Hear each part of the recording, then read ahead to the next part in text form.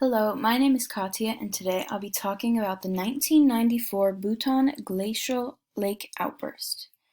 So first off, what is a glacial lake outburst? A glacial lake outburst flood is stated to be a release of melted water from an ice dam glacial lake due to dam failure. In this picture, we can see a glacial lake, and we can see on the side a moraine. A moraine is typically built-up soil and rocks left behind by a glacier. So when the water pressure gets too high, it flows above this moraine and it can flood. So next off, we have the Bhutan 1994 glacial lake outburst, and it occurred on October 7th, 1994, after one of the moraines belonging to the glacial Luge Lake broke. This was along the southwest corner of the lake, and it created a flood that traveled down to the Po Cho River.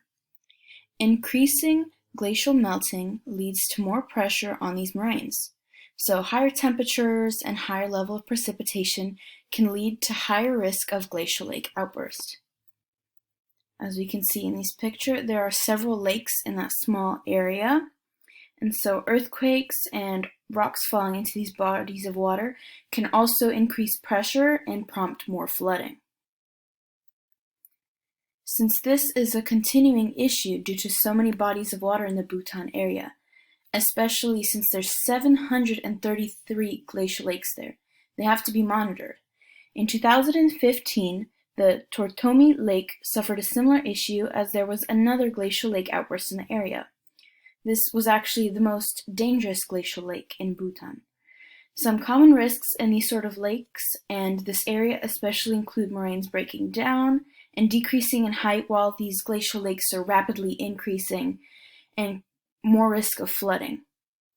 As the climate also changes with increases of temperature, there's also an increased risk of flooding and frequency rates of that happening in the future. After this flood, the consequences were quite devastating for the surrounding people.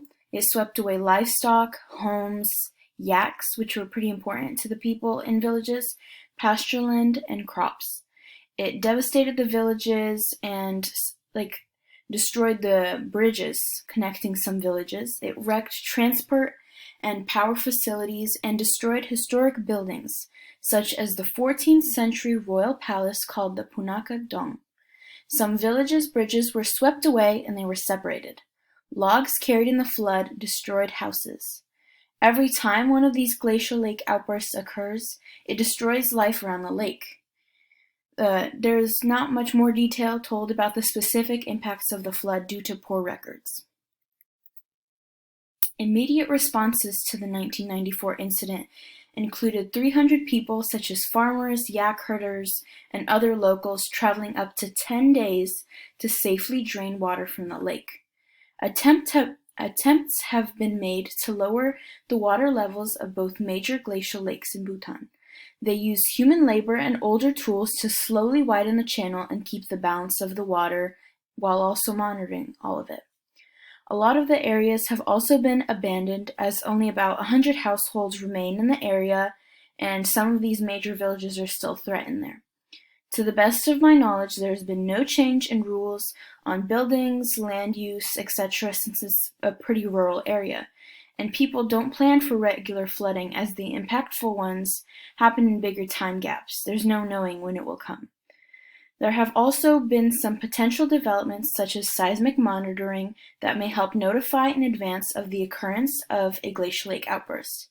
After the bigger Tortomi glacial outburst, the United Nations set up a project to decrease the lake's mass and monitor its levels, and so far it's going down at about 30 to 35 meters a year. Overall, attention has been brought to the area and its hazards, and improvements are being worked upon, but the danger still persists from these lakes. And these are my sources.